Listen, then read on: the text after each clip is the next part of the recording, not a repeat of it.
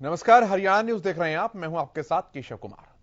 सिद्धू मूसेवाला हत्याकांड को लेकर लगातार खुलासे हो रहे हैं। अब दिल्ली पुलिस ने कई बड़े और अहम खुलासे किए हैं।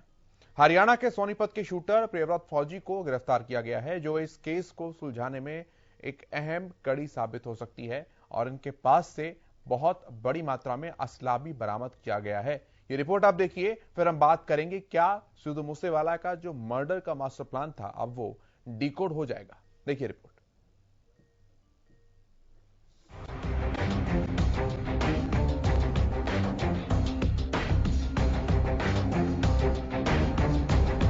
मूसेवाला हत्याकांड में रोज नए नए खुलासे हो रहे हैं। दिल्ली पुलिस की स्पेशल सेल ने सोमवार सुबह 5 बजे खंड अग्रोहा के किरमारा गांव में पहुंची। किरमारा से करीब 2 किलोमीटर दूर ढाणी रमेश में पुलिस पहुंची। यहां पुलिस ने रमेश के दोनों बेटों नवदीप और मुनीश को गिरफ्तार किया है। पुलिस को रमेश के यहां छिपाकर रखी गई assault rifle, 9 detonator, 9 hand grenade और 3 पिस्टल बरामद हुई। हालांकि परिवार के सदस्यों ने दिल्ली पुलिस द्वारा हथियार मिलने की बात से मना किया है। परिवार के सदस्य काफी सहमे हुए हैं। पंजाब के प्रसिद्ध गायक सिद्धू मूसेवाला मर्डर केस में दिल्ली पुलिस को जैसे ही लीड मिली कि हिसार के गांव किरमारा में मर्डर केस से जुड़े हथियार छिपाए गए हैं, वैसे ही स्पेशल सेल की टीम सुबह 5 बजे गांव किरमारा पहुंची। रमेश के घर सभी सदस्य सोए हुए थे।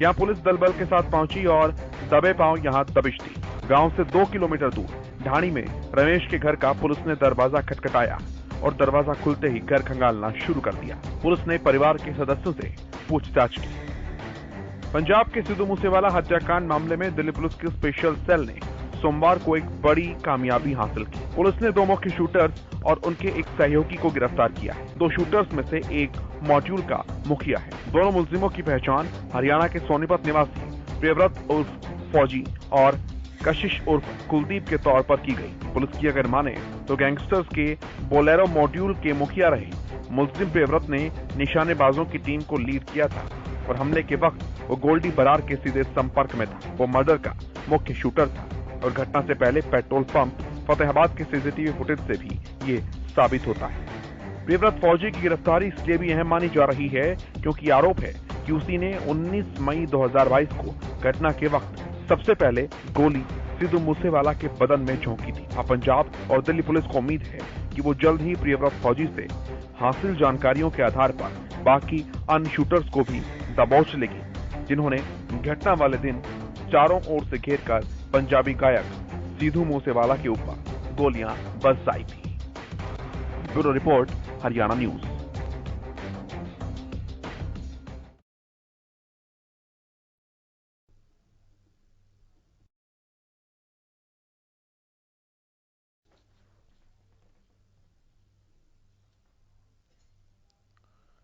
तो बात करते हैं इस विषय पर। मेरे साथ प्रोफेसर विधु रावल जुड़ चुके हैं। आप भारतीय जनता पार्टी के प्रवक्ता हैं।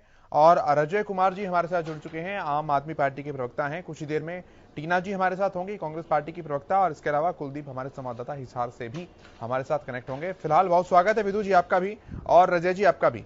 पहला इनिशियल कमेंट मैं चाहूंगा विधु जी आपसे, इस पूरे मसले के ऊपर एक बड़ी गिरफ्तारी के तौर पर इसे देखा जा रहा है और जो असला बरामद किया गया है वो काफी हैरतअंगेज भी है, दिल्ली पुलिस ने किया है।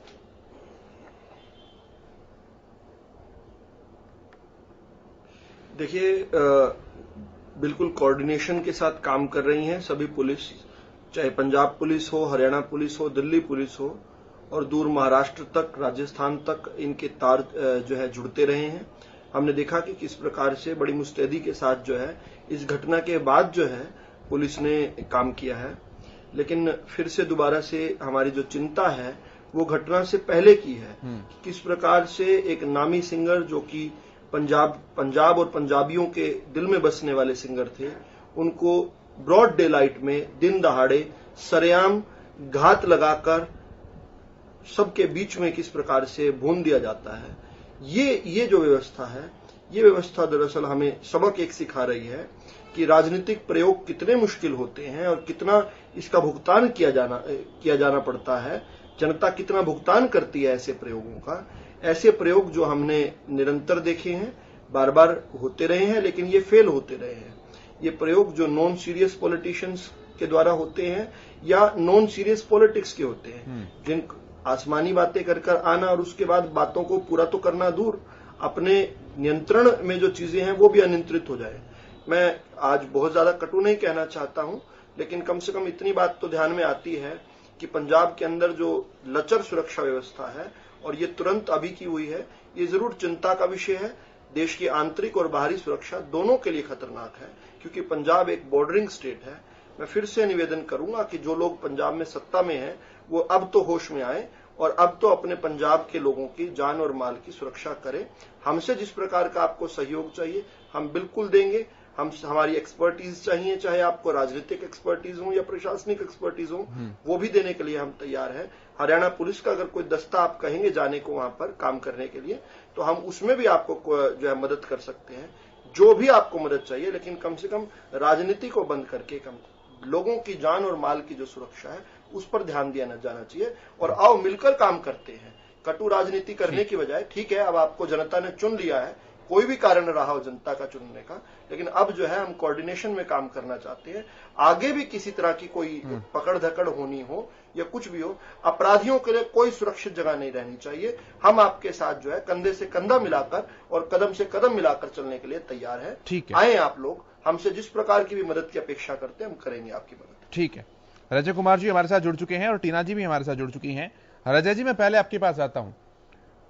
गिरफ्तारियां हुई हैं, सारी बातें हो गई, लेकिन कंसर्न अब भी है, जांच आगे बढ़ रही है और कोई सवालिया निशान नहीं है उस चीज को लेकर, लेकिन लोगों का कंसर्न अब भी यही है कि आखिर घटना हुई क्यों थी। और जैसा कि रावल साहब भी कह रहे हैं कि अगर इस दिशा में किसी भी तरह का सहयोग चाहिए होगा, चाहे केंद्र का, दिल्ली का, हरियाणा का, तो वो तैयार है। आप किस तरह से देख रहे हैं इन गिरफ्तारियों को और अभी तक जो जांच हुई है उस जांच को?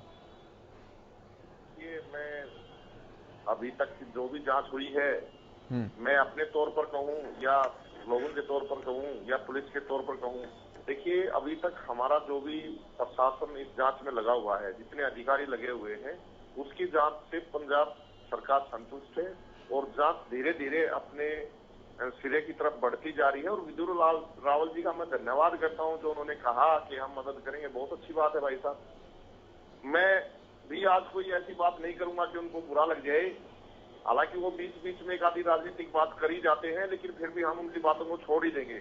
हम बड़ा दिल रखते हैं उनके लिए, वो भले ही किसी टाइप की बात करते हो, क्योंकि वो भी हमारे ही भाई हैं, हमारे ही प्रदेश से हैं। सारी बातें ठीक है, वो भी चाहते हैं कि इसका पर्दाफाश हो और जो दोषी हैं वो पकड़े जाएं और कठोर से कठोर सजा उनको दी जाए, ताकि आगे इस तरह के कोई क्राइम करने की सोचे नहीं। देखिए केशव जी, जिस तरह से इतने बड़े बड़े हथियार मिल रहे हैं हरियाणा में, ये हमारे हरियाणा के लिए भी एक चिंता का विषय है कि किस प्रकार से इन हिस्ट्री सीटरों ने यहाँ एक जाल फैला लिया है। हमारे सोनीपत से, हिसार से और डबवाली से कैसे तार जुड़े मिल रहे हैं, कैसे हमारी तिहाड़ जेल से हो रहा है, और एक बहुत बड़े कलाकार को, एक यूथ आइकन्स को जिस तरह से उनकी हत्या की गई है, ये हमारे पूरे देश के लिए चिंता का विषय है। इसको एक पंजाब को लेकर नहीं देखा जा सकता, क्योंकि जो हथियार इसमें यूज किए गए हैं वो पंजाब में नहीं बनते, वो किसी एक घर में नहीं बन सकते, वो विदेशों से आए हुए हथियार हैं। ये हमारे पूरे देश के लिए चिंता का विषय है। इस तरह के हथियार और किस तरह से ये हिस्ट्री सीटर लोग, ये किस तरह से गैंगस्टर लोग तिहाड़ में बैठकर कनाडा में बात करके इस तरह की घटनाओं को अंजाम देते हैं। तो मैं तो ये कहता हूं हमारे पूरे देश को एक बार एक साथ खड़ा होने की जरूरत है, ताकि जो इस तरह के लोगों के जो दल बन गए हैं, जिनके सरेआम फेसबुक पर भाई साहब, इंस्टाग्राम पर ग्रुप चलते हैं, तो क्या हम कहाँ आज अपने आप को आंकते हैं? भारत देश कितना सुरक्षित है, हमारी एजेंसियां कितना काम कर रही हैं, हम सब चीजों का हमें आकलन करना होगा कि कहीं ना कहीं हम सभी राजनीति के चक्कर में कहीं देश को हम ऐसे हालातों में तो नहीं झोंक रहे कि हम अपनी राजनीति में व्यस्त रहें और ये जो अराजक लोग हैं ये अपना एक ऐसा जाल बुन लें जिससे हमारा देश, हमारा प्रदेश, कोई भी प्रदेश इसमें हो अछूता नहीं है। आज हरियाणा में सरेआम डॉक्टरों को, बड़े बड़े उद्योगपतियों को फिरौतियां मांगी जाती है, गोली मार दी जाती है, उनके बच्चों को उठा लिया जाता है। मतलब हर तरीके से क्राइम का जो रेट है हमारे पूरे देश में, हर स्टेट में बढ़ता जा रहा है। और रही बात मूसेवाला जी की, देखिए हम पहले भी कह चुके हैं, आम आदमी पार्टी का स्टैंड बिल्कुल क्लियर है कि उनके एक एक दोषी को बख्शा नहीं जाएगा, चाहे वो देश में हो, विदेश में, कहीं भी कोई हो, उसको छोड़ा नहीं जाएगा। उसको उसके अंजाम जेल तक और उसे कठोर से कठोर सजा दी जाएगी। मैं आम आदमी पार्टी का कार्यकर्ता होने के नाते ही इस देश का नागरिक हूँ और मैं खुद मूसेवाले जी का एक फैन हूं। मैं टीना जी के पास आ रहा हूं। कहना चाहता हूं टीना जी, जांच आगे बढ़ रही है, गिरफ्तारियां हो रही हैं, ये तो एक कंसर्न है ही, लेकिन इतनी बड़ी मात्रा में हैंड ग्रेनेड्स मिल रहे हैं, डेटोनेटर मिल रहे हैं, जिंदा कारतूस मिल रही है, असॉल्ट राइफल्स मिल रहे हैं, ये इससे भी बड़ी चिंता की बात है कि अगला सिद्धू मूसेवाला भी कोई और हो सकता है। देखिए 28 साल का एक युवा जो कि देश का सितारा, पंजाब में अपना बेटा खोया, और उसके आप देखिए कांग्रेस का वो युवा नेता था। आप देखिए, आपको जानकर हैरानी होगी कि 50 लोगों की मौत हुई है पंजाब के अंदर, दिन दिहाड़े खिलाड़ियों की मौत हो रही है, लेकिन आम आदमी पार्टी के प्रवक्ता यहाँ बैठ के जो बयानबाजी दे रहे हैं, इससे देखिए ये लोग कानून व्यवस्था पर तो ध्यान नहीं दे रहे हैं। ये लोग किस बात पर ध्यान दे रहे हैं कि चुनाव कहाँ पर हो रहे हैं, वहां जाएंगे। इनकी सरकार जो है भगवत मान की केजरीवाल के द्वारा चल रही है, दिल्ली में बैठी सरकार से चल रही है, और ये लोग कानून प्रशासन और इस पर ध्यान नहीं दे। राहुल गांधी जी ने पहले ही वार्निंग दी थी, सतर्क किया था कि बॉर्डर स्टेट है पंजाब और उसके साथ कोई एक्सपेरिमेंट न किया जाए, लेकिन इन्होंने क्या किया, सिक्योरिटी हटा दी, इस बच्चे की, इस लड़की की मौत हो गई। लेकिन इसके बाद भी ये लोग कहते रहे कि विपक्ष इन पर उंगली उठा रहा है, जबकि अपनी गलती नहीं मान रहे कि इनकी नादानी कहे या इनकी नासमझी या इनकी बेवकूफी, जिसकी वजह से एक देश ने सितारा खो दिया है। और ये यहाँ हरियाणा की बात कर रहे हैं, मुझे तो ऐसा लगता है कि भाजपा का सब्स्टिट्यूट ही है आम आदमी पार्टी। तो ये जो अभी एक दूसरे को कोऑर्डिनेट करके बात कर रहे हैं, लेकिन जिस तरीके से देश के साथ जो अब देश की जनता ने देख लिया कि किस तरीके से पंजाब में जिस तरीके से शांति फैली हुई है, उस पर ये बात नहीं करेंगे। अगर आप एक माँ ने अपना बेटा खो दिया और वो बार बार याद है, वो मंजर में याद करती हूँ, उनके सिद्धू वाला के पिता ने अपनी पगड़ी हाथ में निकाल कर दिखाई थी जनता को, दे दी थी कि उनको न्याय चाहिए। और अगर न्याय मिल भी गया, लेकिन उसका बेटा वापस नहीं आ सकता। मैं जवाब लेता हूं रजय जी से इस बात का, फिर मैं विदु जी के पास आऊंगा। रजय जी, कंसर्न उनका भी ठीक है भाई, एक युवा कलाकार तो गए हैं, लेकिन उनके कर्मठ कार्यकर्ता भी गए हैं, नेता भी गए हैं, तो भले ही आप जांच कितनी आगे बढ़ा लीजिए, लेकिन चिंता तो उनकी इस बात की होगी ना कि सिद्धू मूसेवाला दोबारा तो लौट कर नहीं आ सकते वापस, तो फेल्योर आपका ठहराया जा रहा है।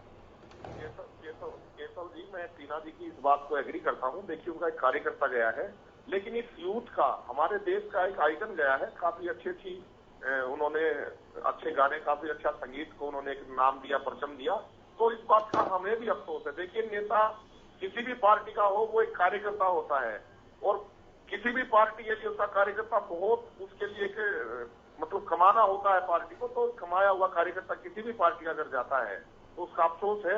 हमें भी अफसोस है, उनका एक नेता, एक कार्यकर्ता गया है, उसका बाद हमें भी अफसोस है, क्योंकि कोई भी नेता कार्यकर्ता है तो अपने एरिया में और अपने एक स्टेट में लोगों की हक की आवाज उठाता है, तो इस बात का हमें दुख है, अफसोस है। लेकिन जो हो चुका है उसको मैं वापस नहीं घुमा सकता, उसको कोई भी किसी भी प्रदेश में होने वाली घटनाओं को कोई वापस नहीं घुमा सकता। हाँ, मैं इतना जरूर आश्वस्त करना चाहता हूँ टीना जी को, मेरी बहन है, बहन टीना जी, जितने वो आपके भाई थे उतने ही हमारे भी भाई थे, उतना ही आम आदमी पार्टी के भी वो एक मान्य कार्यकर्ता रहे होंगे। मैं आपके द्वारा आश्वस्त करना चाहता हूं, उनके जो दोषी है किसी को बख्शा नहीं जाएगा, उनको उनके अंजाम तक पहुंचा के दम लिया जाएगा, और जांच जब तक थमेगी नहीं, जब तक पूरा सबको, दोषियों को अंदर नहीं ठोक दिया जाता। रावल साहब, रखिए अपनी बात। देखिए, आम आदमी पार्टी के प्रवक्ता साहब की बात बड़ी राहत देने वाली है।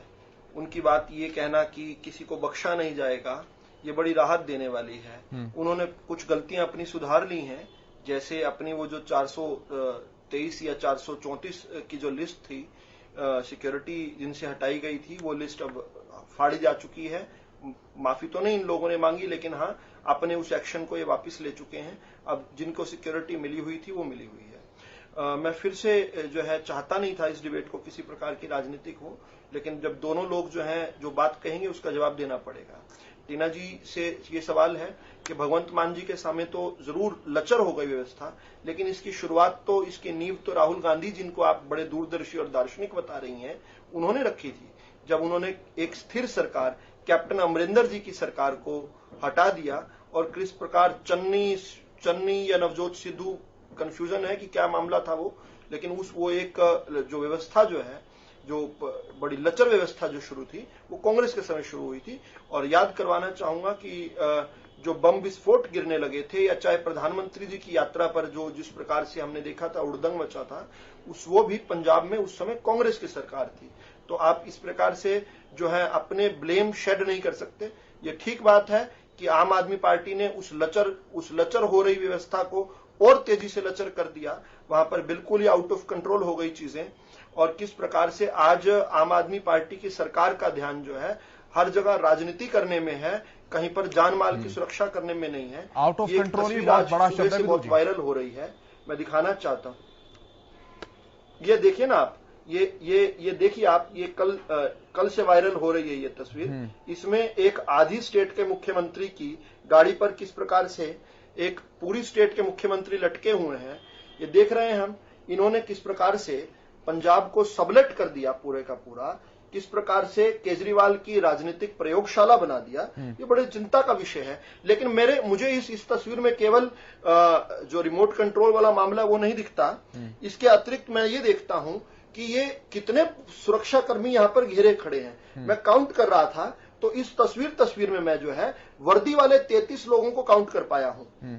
ये देखिए, तो यानी कि अपनी सुरक्षा तो पूरी है और पूरी से भी अधिक है। अपना तो पूरा लाव लश्कर जो है प्रदेश और देश में जहां भी जा रहे हैं चल रहा है। लेकिन किस प्रकार से जिन लोगों को सुरक्षा दी गई थी, जिन लोगों को सिक्योरिटी एजेंसी ने सुरक्षा दी थी, उनकी हटा दी गई। देखिए, मैं पूरी कर लूं जरा सी बात। दो चुने हुए मुख्यमंत्री है, मैं इनकी सिक्योरिटी में हटाने की कतई बात नहीं करता हूं। मैं ये जरूर निवेदन करना चाहता हूं कि इन विषयों पर राजनीति नहीं करनी चाहिए। आपको लगता होगा कि जनता जो है इन सस्ती चीजों में जाती होगी या भ्रम में आती होगी, नहीं आती साहब। थोड़ा सा अब आपको समय हो गया, अब लगभग 10 साल होने वाले हैं, अब जो है 10 साल हो जाएगा आपकी पार्टी को बने हुए। अब आप कम से कम समझ जाइए, ये नौटंकी पॉलिटिक्स से बाहर निकलना पड़ेगा और कांग्रेस को भी समझना पड़ेगा कि राजनीति से ऊपर लोगों की जान और माल है। जिस बेचारे बाप की आप जिक्र कर रहे हैं, उस बाप ने जो बेटा खोया, उसकी नींव जो है आपकी लचर व्यवस्था रख कर गई है। जिस मां के आंसुओं की बात कर रहे हो, वो आंसू आज हर मां की आंख में है। और एक दो नहीं, हमने देखा कि किस प्रकार संदीप नंगल से लेकर बहुत सारे लगभग 60-70 लोगों की इस प्रकार से दिन दहाड़े जो है मैं जवाब लेता हूं में जा चुकी है। तो इस पर किसी ना किसी को तो काम करना पड़ेगा। मैं जवाब लेता हूं। रजत जी रखिए अपनी बात। मैं विदुर रावल जी से पूछना चाहता हूं, हमारे राष्ट्रपति जी कानपुर में किनका स्वागत करने के लिए गए थे? वो प्रधानमंत्री जी का स्वागत करने गए थे। क्या ये कोई डेकोरम बनता है, ये प्रोटोकॉल बनता है क्या? लेकिन विदुर रावल जी जब एक उंगली किसी की तरफ करते हैं तो 4 उंगली अपने तरफ होती है। जहां प्रधानमंत्री जी हमारे हों, जहां राष्ट्रपति जी हमारे हों, करिए 4 नहीं 8 कीजिए हम पर उंगलियां। वहां पर हमारे 8 उंगली कीजिए, लेकिन अपनी बात को करो। वहां सरकारें किसकी है भाई, बताइए ना, वहां सरकार किसकी है? वहां सरकार किसकी है? रजत जी, ये कानपुर का विषय थोड़ा और बताइए, मैं समझ नहीं पा रहा हूं आप किस घटना का जिक्र कर रहे हैं। भारतीय जनता पार्टी रजत जी, गंदी राजनीति मुझे भी नहीं पता नहीं है रजत जी, इनकी आदत बन गई है। ठीक है रजत जी, ये कानपुर वाला आप बताइए जरा किस प्रोग्राम की बात कर रहे हैं। मैं समझ नहीं पा रहा हूँ ना मैं याद कर पा रहा हूँ। सिद्धू मूसेवाला के फोटो को लगाकर आज भी उनकी मृत्यु जिनकी हुई है, उनके परिवार। रजत जी, आप सुन पा रहे हैं मुझे? जी, मैं सुन पा रहा हूं। आपने जो कानपुर का जिक्र किया कि वहां पर प्रधानमंत्री का प्रोटोकॉल जो है वो प्रधानमंत्री को रिसीव करने के लिए राष्ट्रपति का प्रोटोकॉल था, ये आप बताइए जरा, क्योंकि मेरी जानकारी में नहीं है इस तरह की कोई घटना। अगर आप इसको और इलेबोरेट कर पाए, बता पाए तो। देखिए, उत्तर प्रदेश में जहां प्रधानमंत्री जी, जहां हमारे राष्ट्रपति रामनाथ कोविंद जी दोनों जहां पर थे, उससे 300 मीटर पर दंगा होता, तो वहां किसकी सरकार थी? कोई पूछेगा नहीं। अभी तो सर, अभी तो आप प्रोटोकॉल की बात कर रहे थे, रिसीव करने के लिए ऐसा गए। मैं बिल्कुल कहना चाहता हूं, उसी दिन हमारे राष्ट्रपति जी हमारे मोदी जी का स्वागत करने पहुंचे। हमारे मोदी जी का स्वागत करने, हमारे प्रधानमंत्री का स्वागत करने के लिए हमारे राष्ट्रपति पहुंचे। कहाँ पहुंचे सर, कहाँ पहुंचे? थोड़ा स्पेसिफिक बताइए ताकि मैं सवाल कर सकूं। हमारे प्रधानमंत्री जी ने इस बात को कहा कि ये उनका धर्म नहीं बनता, वो मुझे मेरा स्वागत करने के लिए राष्ट्रपति जी आए, उनका धर्म नहीं बनता। ये उन्होंने खुद अपने वक्तव्य में कहा, खुद हमारे प्रधानमंत्री जी ने अपने वक्तव्य में इस बात को शामिल किया। तो विधु रावल जी नहीं। ये अंदरूनी बात होती है, गलत बात, ये अपनी बात होती है, गलत बात, ये अपना खुद का डेकोरम होता है। नहीं साहब, ये गलत कह रहे हैं। एक बार ये रिपोर्ट है, मैं बता देता हूं, ये रिपोर्ट्स आई थी, ये मेरी टीम ने रिपोर्ट दी है। ये राष्ट्रपति जी अपने नेटिव विलेज में गए थे, कानपुर में, उनका अपना विलेज है, राष्ट्रपति बनने के बाद दूसरी बार गए थे। उसमें स्पष्ट तौर पर आपने जब वो विजिट कर रहे थे तो वहां उन्होंने एक पब्लिक फंक्शन किया था। उस पब्लिक फंक्शन में हर डेकोरम का पालन किया गया और खुद रजत जी ने अपनी बात में बता दिया कि प्रधानमंत्री जी ने खुद कहा कि मेरा प्रोटोकॉल बनता है राष्ट्रपति जी का करना। क्या केजरीवाल का ऐसा कोई बयान देखा कि भगवंत मान क्यों आप अटके हुए हैं मेरे उस पर? हम देख रहे हैं। इसके अलावा किस प्रकार से मेरे पास तो मैं इस पर ज्यादा जाना नहीं चाह रहा को लेकर बात मेरे पास तो और थोड़ा भाई हम नहीं बात कर रहे हैं इस विषय पर, ठीक है। ये भी फोटो आ रही है, ये देखिए, ये वो हटा रहे हैं, ये हटा रहे हैं। अच्छा लगता है तो भाई मैं नहीं, ये देखिए ना, ये भगवंत मान ने अपने हाथ में ले लिया। केजरीवाल की सुरक्षा भगवंत मान ने अपने हाथ में ले ली। सेल्फी कोई ले रहा था, केजरीवाल के साथ सेल्फी लेना चाहता था। ठीक है, मैं डिबेट को यहाँ नहीं लेके जा रहा सर, मैं डिबेट को यहाँ नहीं लेके जा रहा हूँ, मैं टीना जी के पास आ रहा हूँ। ठीक है विधु जी, रजय जी, ठीक है। मैं सिक्योरिटी प्रोटोकॉल्स के ऊपर बात नहीं कर रहा हूँ। मैं आपसे भी रिक्वेस्ट करूंगा कि इस डायरेक्शन में ना जाएं। केशव जी, क्या था, भगवंत मान जी अपने जो चाहने वाले लोग हैं उनसे मिलने के लिए गए थे, और जब वो गाड़ी के ऊपर चढ़ रहे थे तब किसी ने फोटो उतारा, और ये इतने गंदे तरीके से उस फोटो को पेश करना चाहते हैं। इसके बाद का फोटो भी दिखाइए। अरे साहब, एक घंटे तक गाड़ी तक लटके रहे, क्या आप झूठ बोल रहे हैं? रजय जी सुनिए तो सही। रजय जी, अगर वो गाड़ी में चढ़ भी रहे थे तो वो मुख्यमंत्री हैं। एक मुख्यमंत्री जब गाड़ी में चढ़ रहा होता तो दूसरा ऊपर से हाथ नहीं ला रहा होता। ऐसा इलैबोरेशन आप मत दीजिए। मैं इस पर नहीं पढ़ रहा हूं और मैं जवाब लेने के लिए टीना जी के पास अभी आ रहा हूं। टीना जी, देखिए, आम आदमी पार्टी आम आदमियों की पार्टी थी ना, ये तो ये कह रहे थे कि हम तो आम लोग हैं। लेकिन मैं इनसे सवाल पूछना चाहती हूँ, यहाँ जो प्रवक्ता बैठे हैं, कि फिर राघव चड्ढा और भगवत मान की बहन को इतनी सिक्योरिटी क्यों दी गई थी?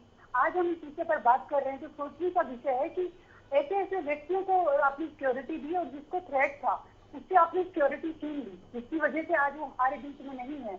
लेकिन देखिए, अगर कांग्रेस की कोई कमियां रही तो इनको वोट दिया, इनको चुना गया, लेकिन इन्होंने चुनकर किया क्या? हम लोग तो जो कांग्रेस जो थे तब तक भाईचारा और शांति स्थापित करे हुए थे पंजाब के अंदर। इन लोगों ने आते ही क्या किया कि सिक्योरिटी जो है अपने ही लोगों को दे दी है। ये तो आम आदमी थे ना, ये तो बिना सिक्योरिटी भी रह सकते थे, क्योंकि खुफिया एजेंसी के द्वारा ही तो बताया गया था 5 साल से तो सेफ थे ना मूसेवाला जी। लेकिन जैसे ही इन लोगों ने सिक्योरिटी हटाई थी, अगले दिन डेथ हो गई, जिस मर्डर हो गया। तो मैं इनको ये बोलना चाह रही हूँ, ना तो इन्होंने माफी मांगने से भी होगा क्या, क्योंकि अब तो वो व्यक्ति नहीं है। दूसरा, मुझे इनसे ये कहना है कि आज भी इनको सबक ले लेना चाहिए। आज भी इनको भगवत मान जी को पंजाब में रह के पंजाबी लोगों की ही रक्षा करनी चाहिए, उनकी शांति और उनकी सुरक्षा पर ही ध्यान देना चाहिए, ना कि वो इधर उधर घूमे और दिल्ली पर ध्यान दे। उनका ध्यान पंजाब पर होना चाहिए। पंजाब में अगर पंजाब की जनता ने उन पर भरोसा किया है, और मैं विधु रावल जी को ये बताना चाहती हूँ कि दूरदर्शी नेता है, तभी तो उन्होंने ये पहले से ही अपनी दूरदर्शिता का परिणाम दिया कि उन्होंने पहले ही बता दिया कि ऐसे व्यक्ति को मत चुनो या ऐसी पार्टी मत चुनो कि बाद में आपको भुगतना पड़े। और देखिए, भगवत मान के चुनने के बाद ही पूरे देश को भुगतना पड़ रहा है कि सारे लोगों को सबक मिल गया है कि इनको चुनने का कितना बड़ा नुकसान झेलना पड़ रहा है। अगर अब ये हरियाणा में इससे पहले भी भुगतना पड़ा था कि हम हरियाणा में भी आएंगे तो हरियाणा वाले जनता तो उन्होंने पंजाब की तरफ देख रहे हैं कि भैया इन्होंने वहाँ ऐसा किया है तो पता नहीं हरियाणा का क्या हाल कर देंगे। तो हरियाणा में तो इनका कोई स्थान है नहीं, तो ये तो उसको तो भूल जाए। ठीक है कि हरियाणा में इनको कोई मैं फाइनल कमेंट लेता हूँ मैं फाइनल कमेंट ले रहा हूँ एक। रजय जी, मैं शुरुआत आपसे कर रहा हूँ। रजय जी, जल्दी से, समय का ध्यान रखते हुए थोड़ा। टीना जी, जब से पंजाब में भगवंत मान जी की सरकार बनी है, वहाँ कच्चे कर्मचारियों को पक्का करने का काम चालू किया गया है। वहाँ 25,000 बेरोजगारों को रोजगार देने का काम आज का विषय नहीं है। वहाँ 1 जुलाई से 300 यूनिट आज का विषय नहीं है, किया गया है। झूठ कह रहे हैं। जेलों में वीआईपी कल्चर खत्म किया गया है। वहाँ अब गैंग शटर को, पटियाला में दंगा करने वालों को केवल 24 घंटे में पकड़ के अंदर डाला गया ये है। घोषणा पत्र अपना पढ़ते रहेंगे क्या? आज का विषय नहीं है ये। वालों को 24 घंटे अश्विनी जी, जेल में डाला गया है। अश्विनी जी, वो सिद्धू मूसेवाला की हत्या में शामिल माफ कीजिएगा रजा जी, पकड़ा जा रहा है।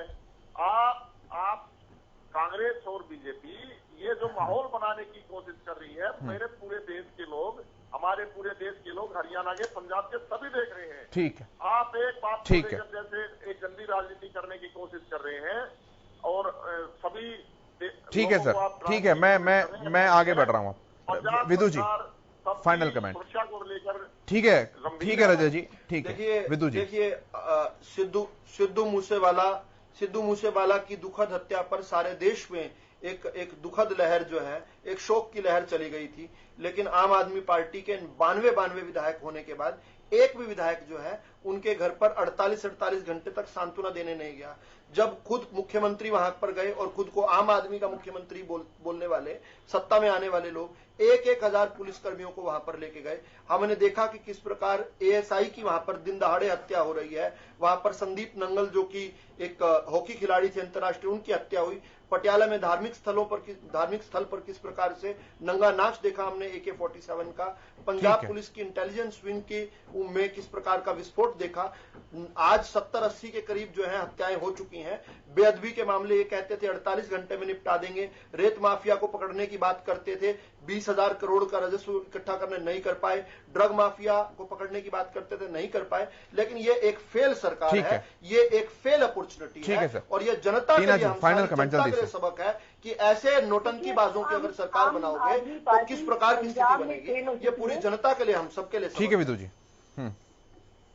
टीना जी, आम आदमी पार्टी फेल हो चुकी है देश में और इनको एक सबक ले लेना चाहिए कि अगर इनको जनता ने बैठाया है तो कानून व्यवस्था को मजबूत करें, क्योंकि आज जनता जो है वो इस गलत फैसले की वजह से चिंतित है, तो उस चिंता को दूर करें और उन पर ध्यान दें जनता के ऊपर। ठीक है, बहुत शुक्रिया आप सभी का, टीना जी, विदु जी, रजय जी, इस चर्चा में शामिल होने के लिए, अपना कीमती समय देने के लिए। मेरे साथ इस कार्यक्रम में इतना ही। आप देखते रहिए हरियाणा न्यूज।